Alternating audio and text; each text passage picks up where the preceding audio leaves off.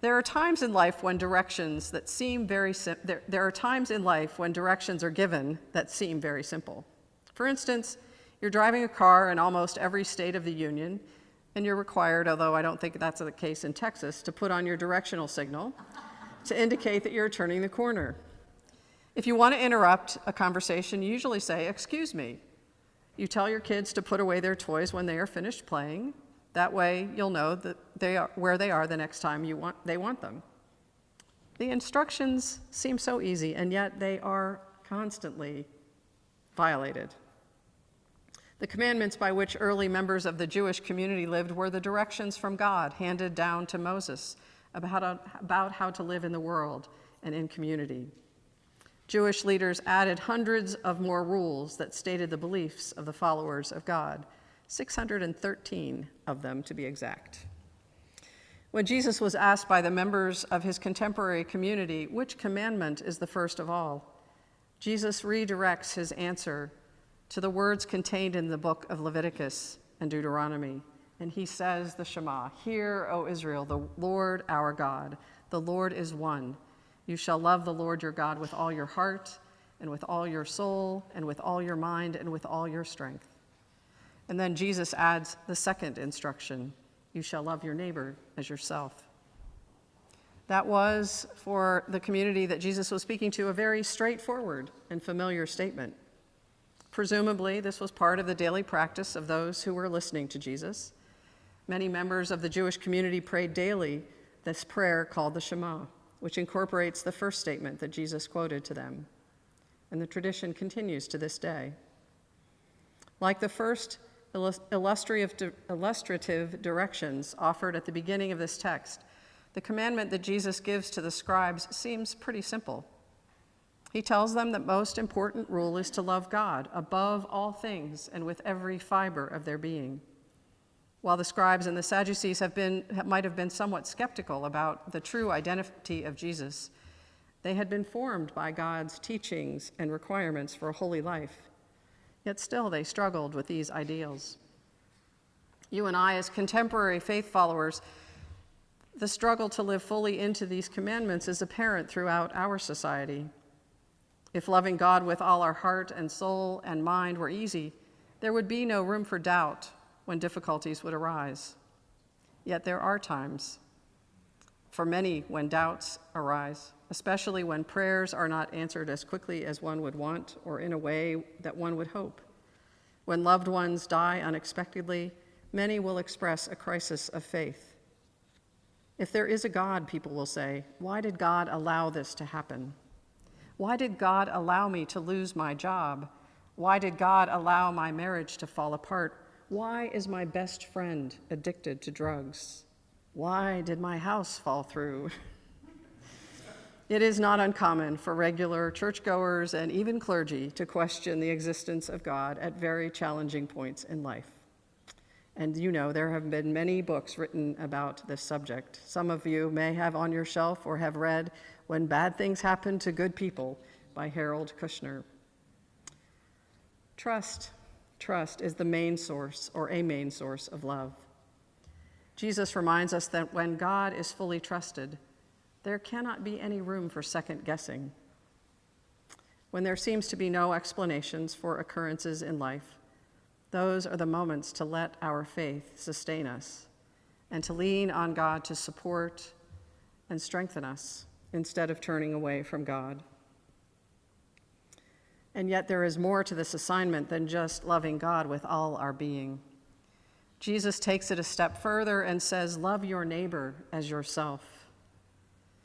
In the Gospel of Mark, the scribe agrees with Jesus and he understands the requirements. But take a look at the discussion Jesus has with the Pharisees in the account from Luke about the Great Commandment. When Jesus says, love your neighbor, they immediately push back and say, who is my neighbor? And that's when things get a little tricky. Jesus demonstrates the answer in Luke's gospel by the parable of the Good Samaritan. He tells the story of the man who was robbed, injured, and left for dead. A priest saw the incapacitated man and walked right past him. A Levite, a faithful Jew, encountered him and actually crossed the street to get away from him. It was the Samaritan, the most unlikeliest person of all, who stopped, who offered aid, and even got this person to a place where someone could care for him. Jesus' admonition to the Pharisees was that love for your neighbor is wrapped tightly in care, compassion, and mercy. For us, the COVID pandemic has created great tension in the United States. It has literally pitted geographical neighbor against geographical neighbor and relatives against one another. There are thousands of news accounts of people fighting in restaurants, in other public places, and even on planes over mask wearing and vaccinations. What does it mean to love your neighbor as yourself? What would Jesus say in this moment? Perhaps he would advise us to be less judgmental about us versus them to begin with.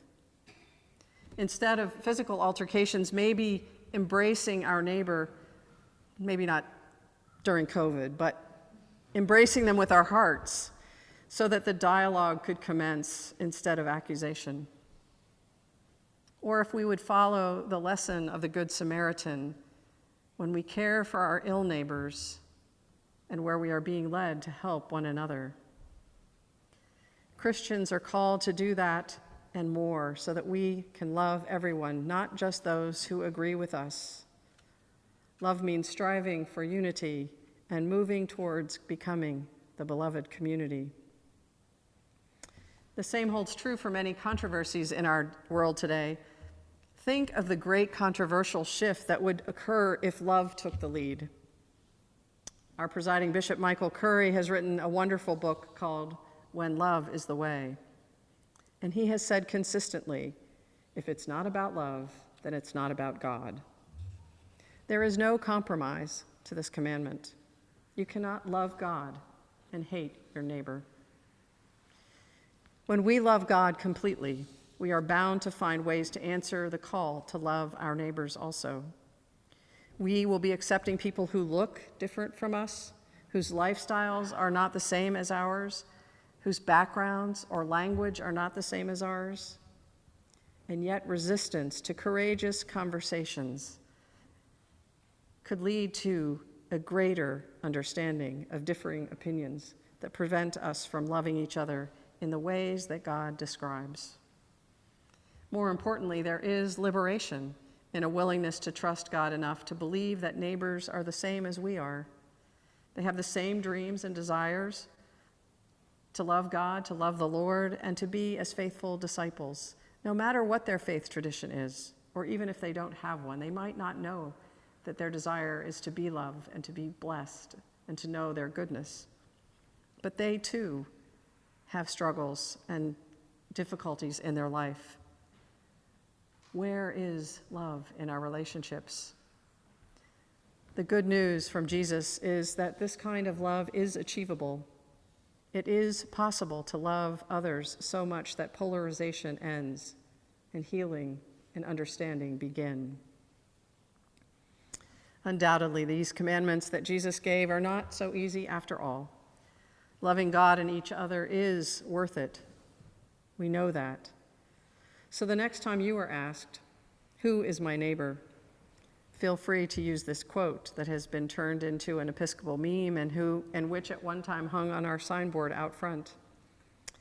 Love your neighbor, your homeless neighbor, your Muslim neighbor, your black neighbor, your gay neighbor, your immigrant neighbor, your Jewish neighbor, your Christian neighbor, your atheist or agnostic neighbor, your disabled neighbor, your addicted neighbor, and anyone else who falls into the category of neighbor.